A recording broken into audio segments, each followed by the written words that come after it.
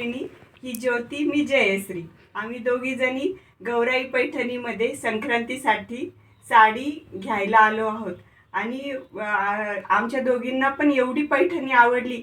ज्योतीनी तर ती घालूनच बघितली ती साडी, आणि ती साडी आता तुम्ही बघा हे किती सुंदर आहे. याचा मला कलरही खूप, ब्लॅक कलर खूप छान आवडला आणि याचा पदर पण इतका सुंदर आहे. खूपच छान आणि एकदम सॉफ्ट आहे आणि रिझनेबल रेटमध्ये आहे.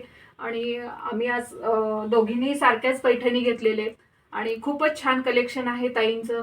आणि तुम्ही नक्की व्हिजिट करा गौराई पैठणीमध्ये. खूपच सुंदर आहे.